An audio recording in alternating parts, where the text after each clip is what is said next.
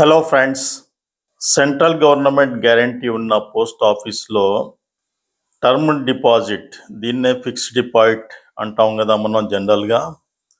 దాని గురించి ఈరోజు తెలుసుకుందాం. దీంట్లో ఉన్న లాభాలు ఏంది, కండిషన్స్ ఏంది, దీంట్లో ఏమన్నా ఇబ్బంది ఉన్నదా, ఈ విషయాలు తెలుసుకుందాం. పోస్ట్ ఆఫీస్లో ఫిక్స్డ్ డిపాజిట్ని టర్మ్ డిపాజిట్ కూడా అంటారు. దీనికి పూర్తి నిబంధనలు తెలియకపోతే నష్టం జరిగే అవకాశం ఉంది కాబట్టి తెలుసుకోవాలి.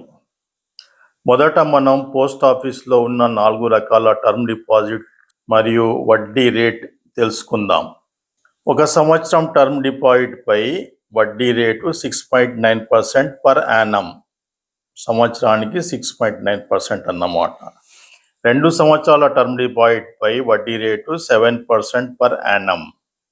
3 సంవత్సరాల టర్మ్ డిపాజిట్ పై వడ్డీ రేటు 7.1% పర్ యానం. 5 సంవత్సరాల టర్మ్ డిపాజిట్ పై వడ్డీ రేటు 7.5% పర్ యానం.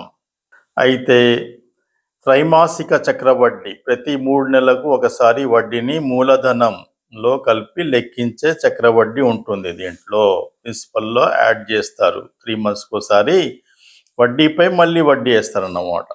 దీనివల్ల ఎలా డబ్బులు వస్తాయో మనం చూద్దాం ఉదాహరణతోటి. 1 లక్ష డిపాజిట్ చేసాము అనుకుందాం. 1 సంవత్సరానికి వచ్చే వడ్డీ 7,081 వస్తుంది.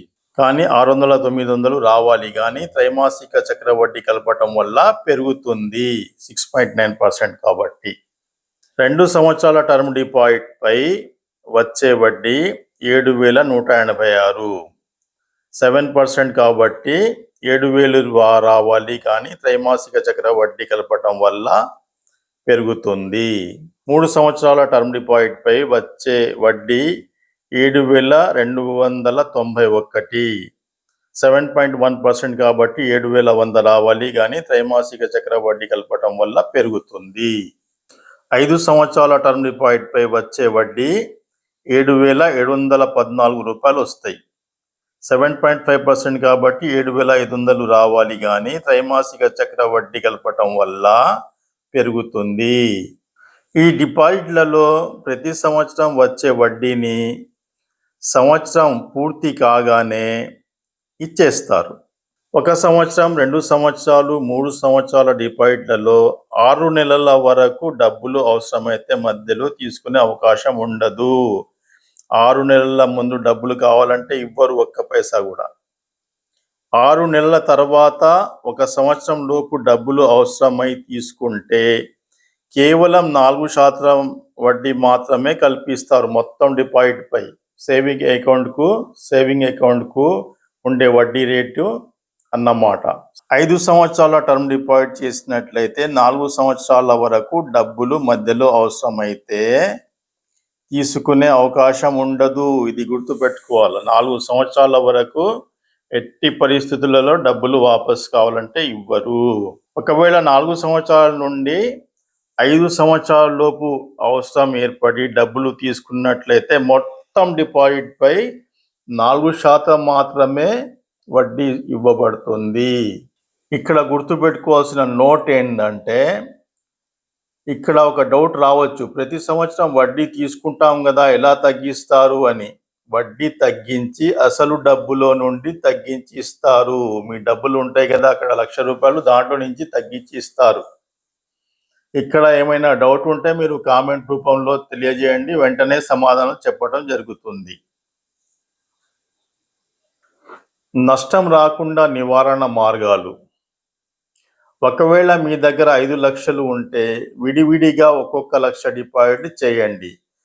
దీంతో డబ్బులు ఎన్ని అవసరం ఉంటే అన్ని మధ్యలో తీసుకోవచ్చు, మిగతావి అట్లానే పెట్టేసేవచ్చు. మొత్తం డిపాజిట్ క్యాన్సిల్ చేయాల్సిన అవసరం ఉండదు. అప్పుడు వడ్డీ కూడా తగ్గదు. మధ్యలో డబ్బులు అవసరం రావచ్చు అనుకుంటే 1 సంవత్సరం, 2 సంవత్సరాలు, 3 సంవత్సరాల డిపాజిట్ చేయండి. ఒకేసారి 5 సంవత్సరాలది చేయకండి. డిపాజిట్ చేసిన తర్వాత దురదృష్టవశాత్తు మనిషికి ఏమన్నా అయితే, అంటే చనిపోతే ఎలాంటి నిబంధనలు లేకుండా నామినీకి డబ్బులు చెల్లిస్తారు. సాధారణంగా పోస్ట్ ఆఫీస్లో బ్యాంకుల కంటే ఎక్కువ వడ్డీ రేటు వస్తుంది. అందుకోసమే పోస్ట్ ఆఫీస్లో చాలామంది వెళ్తూ ఉంటారు. కానీ ఈ లొసుగులు కూడా మనం తెలుసుకోవాల్సిన అవసరం ఉంది. బ్యాంకులో మాత్రం ఎప్పుడంటే అప్పుడు మన డబ్బులు వాపసు తీసుకోవచ్చు, తీసుకునే సౌకర్యం ఉంటుంది బ్యాంకుల్లో. ఎప్పుడంటే అప్పుడు తీసుకోవచ్చు. ఈరోజు వేసిన డబ్బుల్ని ఈరోజు, రేపు, ఎల్లుండి కావాలన్నా తీసుకోవచ్చు. బ్యాంకులో చాలా తక్కువ పెనాల్టీ మాత్రమే ఉంటుంది. మధ్యలో డబ్బులు తీసుకుంటే చాలా తక్కువ పెనాల్టీ మాత్రమే ఉంటుంది. నామమాత్రపు పెనాల్టీతోనే వాపస్ ఇచ్చేస్తారు మన డబ్బులు మనకు. ఫ్రెండ్స్, మరి ఈ ఛానల్ని సబ్స్క్రైబ్, లైక్, షేర్, కామెంట్ చేయండి. మంచి వీడియోస్ తోటి మీ ముందు ఉంటాను. Thank you very much.